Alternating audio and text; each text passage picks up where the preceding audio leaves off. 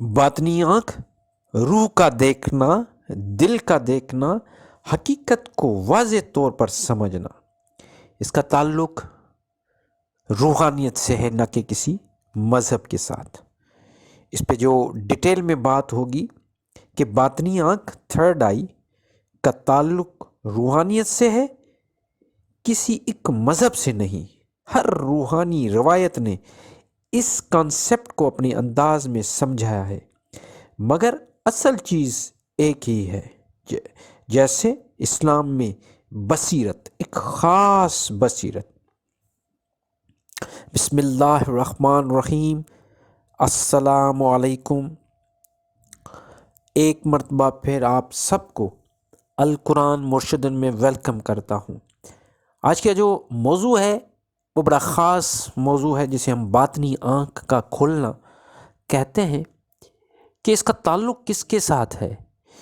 کیا باطنی آنکھ کا تعلق اسلام میں اس کا کانسیپٹ ملتا ہے، اسلامک صوفیزم میں، یا پھر یہ دوسرے مذہب میں بھی ہے؟ میں تقریباً جو بھی خاص جو بڑے مذاہب ہیں دنیا میں، ہندوازم، بدھائزم، اسلام، کرسچینٹی، ان سب کے بارے میں، جوڈائزم، ان سب کے بارے میں یہ باطنی آنکھ کو کیا سمجھتے ہیں، اس پہ ہم ڈسکس کریں گے۔ ویڈیو کو پورا دیکھیے گا، لائک شیئر کیجیے گا، بڑا امپورٹنٹ ویڈیو ہے۔ اور جو نئے آئے مجھے سن رہے ہیں پہلی مرتبہ، ان سے یہ گزارش کہ آپ اس ویڈیو کو پورا دیکھنے کے بعد لائک کریں، شیئر کریں، اور آپ اس چینل کو اپنا بنا لیں۔ اس چینل کو اپنا بنانے کے لیے آپ کو صرف سبسکرائب کرنا پڑے گا۔ تو چلتے ہیں، اپنی جو بات ہے اس کو ذرا آگے بڑھاتے ہیں کہ باطنی آنکھ کا تعلق روحانیت سے ہے، نہ کہ کسی مذہب سے۔ باطنی آنکھ جسے بصیرت کہا گیا، انر آئی، تھرڈ آئی کا تعلق روحانیت سے ہے، کسی مذہب سے نہیں ہے۔ اسلام میں بصیرت، صوفی اسلام میں باطنی آنکھ کو بصیرت یا عین القلب کہتے ہیں۔ دل کا دیکھنا، کیسے؟ دل کا دیکھنا، حق کا ادراک، نفس کے پردوں کا اٹھ جانا، اللہ کی طرف سے نور۔ یہ جو باتیں ہیں، حق کو دیکھنا، ایک خاص بصیرت جو عام لوگوں میں نہیں ہوتی۔ یہ کسی مذہب کا مونوپولی نہیں، یہ فطری روحانی قوت ہے۔ اسلام میں اس کی بہت بڑی اہمیت ہے۔ یہی وجہ ہے کہ اللہ تعالیٰ نے قرآن میں اپنے دوستوں یعنی ولی اللہ کے متعلق کہا ہے کہ اللہ تعالیٰ اپنے ولیوں کو ظلمات سے نور کی طرف لے کے جاتا ہے۔ جب انسان ظلمات سے نور کی طرف گیا تو سمجھ لیجئے کہ ان کی خاص بصیرت یا اس کو عین القلب اس کا کھل جاتا ہے، اور وہ دنیا کو کسی اور نظر سے دیکھنا شروع کرتا ہے۔ ہندوازم میں اجنا چکرا، تھرڈ آئی، سکس چکرا یا انر انٹیویشن، تھرڈ آئی کہتے ہیں۔ آپ نے ضرور دیکھا ہوگا، یہ جو تلک بھی لگاتے ہیں ماتھے پہ، دو بھووں کے بیچ میں ایک تلک لگایا جاتا ہے، اکثر اورنج کلر کا، اس کا تعلق بھی تھرڈ آئی سے ہے۔ شروع سے لے کے آج تک یہی سمجھایا گیا کہ یہ تلک جو ہے، اس کا مطلب یہ ہے کہ آپ کی تھرڈ آئی اوپن ہو جائے گی، یہاں پہ ایک پریشر آئے گا۔ تو ہندوازم میں بھی وہی ہے، یہاں بھی کانسیپٹ وہی، سچ دیکھنا، مایا سے پرے دیکھنا، مطلب ایک جو ایلیوژن ہے، ایک جو دھوکہ ہے، جو مایا ہے، اس کا پردہ ہٹ جانا اور حقیقت کی طرف دیکھنا۔ اس کے بعد کرسچینٹی میں آئیز آف دی ہارٹ کہا گیا ہے۔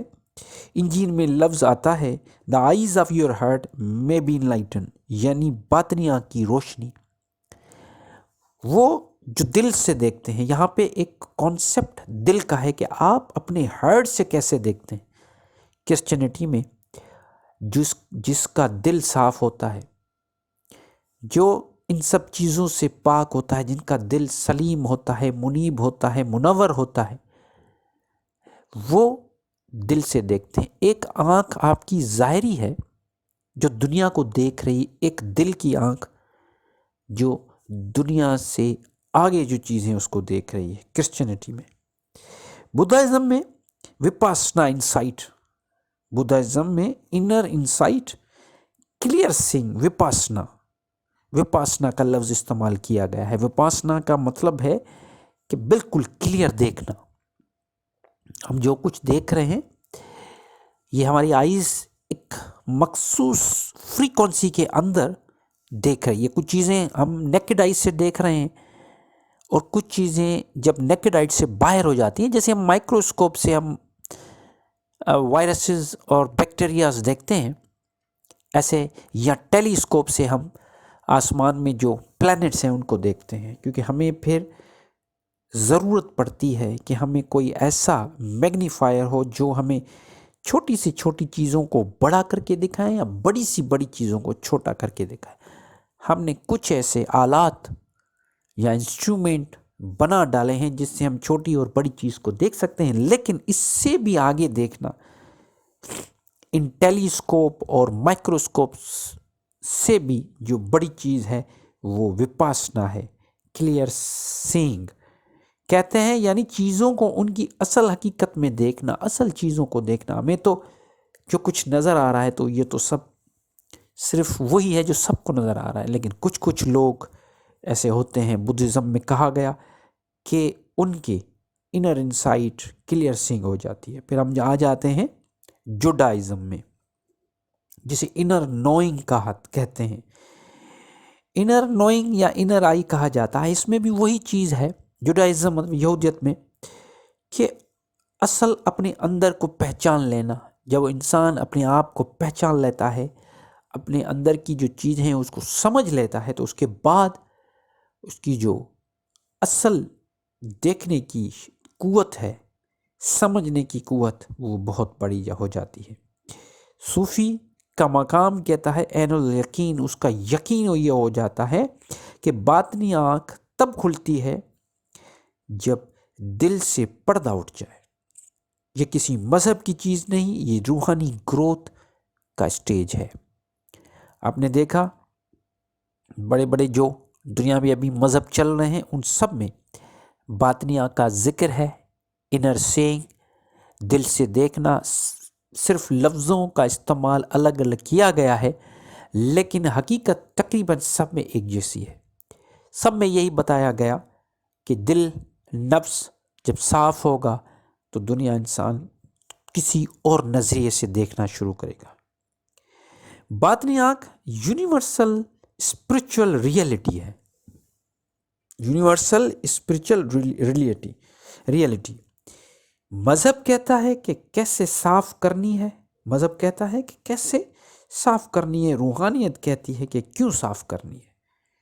وہ آنکھ، اس کا تعلق دل کی صفائی، نفس کی کمزوری دور کرنا، نور کا نزول، حقیقت کا ادراک، انٹیویشن کا کھلنا سے ہوتا ہے۔ یہ ساری وہ چیزیں ہیں جن سے باطنی آنکھ کھلتی ہے۔ اب وہ کوئی بھی مذہب ہو، دل کی صفائی ہونی چاہیے، نفس کی کمزوری پہ قابو ہونا چاہیے، حقیقت کا ادراک پتہ ہونا چاہیے، انٹیویشن کا کھلنا۔ یہ ساری چیزیں روحانی مشق سے ملتی ہیں۔ ایک تو روحانی مشق، اور ساتھ ہی ساتھ اپنے کردار کو، اپنے جسم کو، اپنے روح کو جتنا انسان پاک کر سکتا ہے، جتنا وہ پاک کرے گا اتنا ہی زیادہ اس کی باطنی آنکھ کھلنے کا یا ایکٹیو ہونے کا چانسز بڑھ جاتا ہے۔ باطنی آنکھ، لوگ آج کل کے پیر یا یوٹیوبرز کہتے ہیں کہ ہم آپ کو 7 دن میں ایسا کوئی وظیفہ بتا دیں گے کہ آپ کی باطنی آنکھ کھل جائے گی۔ کیا ایسا ممکن ہے؟ یہ ساری باتیں جھوٹی اور مکار اور فریب ہے۔ حقیقت تو یہ ہے کہ باطنی آنکھ، جیسے میں نے بتایا کہ اصل جب تک آپ کی دل کی صفائی نہیں ہوگی، روح کی صفائی نہیں ہوگی، کردار بہتر نہیں ہوگا، نفس پاک نہیں ہوگا اور حقیقت کا ادراک نہیں ہوگا، تب تک یہ ممکن ہی نہیں کہ آپ کی باطنی آنکھ کھل جائے۔ امید کرتا ہوں آج کا یہ موضوع آپ کو پسند بھی آیا ہوگا، اور ساتھ میں اس موضوع میں جو کچھ آپ نے سیکھا سمجھا، جو میں میسج آپ تک پہنچانا چاہ رہا تھا وہ پہنچ گیا ہوگا، کیونکہ یہ بہت امپورٹنٹ ٹاپک ہے، اس پہ بہت سارے لوگ باتیں کرتے ہیں، لیکن حقیقت کیا ہے اس پہ میں نے کوشش کی کہ اپنے چینل کے ذریعے آپ تک یہ نالج پہنچاؤں۔ اچھا لگا، برا لگا، کیسا لگا، ضرور مجھے آپ اپنی رائے سے آگاہ کیجیے گا۔ مجھے اپنی دعا میں یاد رکھیے۔ اللہ نگہبان۔